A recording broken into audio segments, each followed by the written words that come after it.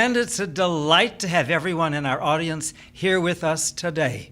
This is the open mic portion of the San Francisco Poetry Podcast TV show, and we welcome all of you. We are directed by John Rhodes and assisted by Clara Sue. So today we have our foursome in our terrific open mic, and we thank you for joining us, and I'll thank you again. And we'll first start with a piece entitled Overture Chorus with Adelle Foley, Jack Foley, or we could say with Jack Foley and wife Adelle. Here they are.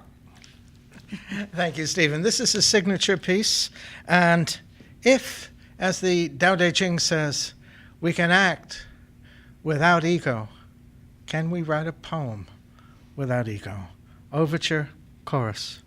Highest good is like water. That the hummingbird's wings are of remarkable rapidity, he had noted often. Nothing could be done. The shift of his breathing. Had to begin. 12 o'clock, and he still hadn't had a... Dermal sensation. The block of the governor. Is therefore revealing. The muck of the plains. Living blues. A means of reversing. Whereof is so manifest. Such crooked paths, such ways this palace hides. Wit and power to study the travail. New adventures listy undertake. The way and its power. Leading to the outside. In the eyes of the law. A long time and ideas rise up. Toward gratification. Inhaling. Exhaling. Rise and fall. I name that audacity. With him 100-fold. Intellect does in the soul. I name that audacity whose courage unmanned. In the form that is. With the heavenly heart. Excitations unbounded. Indolence. Indolence and distraction. Directly the roots of. Towards punishment, towards. The origins and histories of consciousness.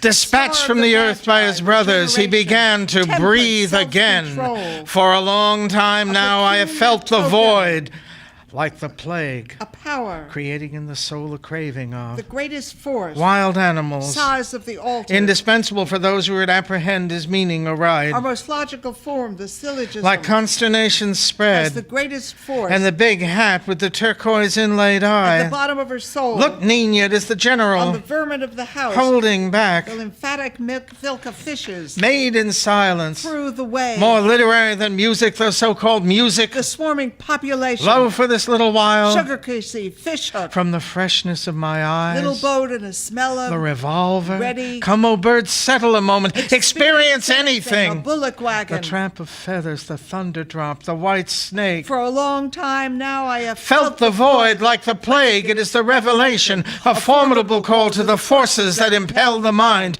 We do not see it as it is, but as it has been fashioned. Moving heads on rollers, animated hieroglyphs, a disinclination or resistance, rolling eyes, pouting lips, muscular spasms, mirrors, shoots, sources, limbs in a pier is burning, east is burning. The old man drew in a black spirit hugely against, in the flickering light, again against, in the earliest march, courageous, far more astounding, the days in which sweet Briar, Nebraska, at the spring, at sunset, the night in disguise. Who knows, the would-be merman, the foolish queen, adventures while singing, when Peter Jackson preached an old church, factory windows are always broken. This is the price I pay for the light I shall someday see. And what if my body die of this small inland town? But drunk in tears, no bird, great beds of poppy, only asleep dissolved in thunder jars, no guardian, 9 times battered to wear and weaving. Oh, keep him safe, reveal him whose he was and who he was. With the peak of the mountain and his bones were boulders, the Egyptian ass ship onward she bore a child. Clop, clop of horses, stored, assembled, and disassembled, the startling impact of their loud bursts of noise as they arrive at unpredictable intervals of the stream. The way that can be told is not an unvarying way. The names that can be named are not unvarying names. It was from the nameless that heaven and earth sprang. The named is but the mother that rears the 10,000 creatures. Heaven and earth are ruthless. Few understand me, but it is on this fact that my value depends. The lines which spread. The theater's alchemy. At night, anyway. In a tight. Net. The huge. When I saw that the light appeared, I was astonished. And again fell down, fell dead away. This is indeed the spirit of wisdom, the eastern source. Preserving their antiquity. For none of the pleasures I have is equal to what is given me. The lines which spread. The theater's alchemy. Some of these seem much older than was thought. God's immanence or indwelling in the world. A particularly searching theory of the Shekinah. A king on his throne. Followers developed in great detail. Most shameful sinners burn. The process of creation burns. There are two versions of it. In Genesis, In short, before all else, entirely practical. works of the chariot. The sage must speak as though he were lower than the people. Shh. Block the passages. Shut the doors. My hopes for the theater. Logos and vacuum. Innermost joy. Bound by love. These are the... Manifestations. The next morning I communicated to my teacher. Lines that spread. And our next poet, up to the mic, Jayne McPherson. Thank you. I'm going to read a breakthrough piece for me, and it's called An Orphan's Reach. An orphan's reach humbles itself safe with the moon over wave-lapping shore.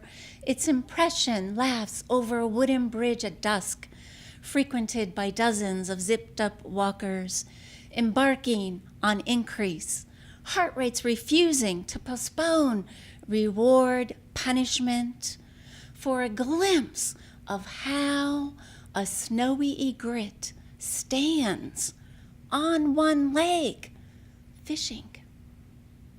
Thank you so much, Jayne. And to complete the open mic, Stephen Kopel reading his piece, Iridium. Aluminum in one thumb spits an oath past the druid's oak, tag tree for woodland sprites, healing wounds with a kiss.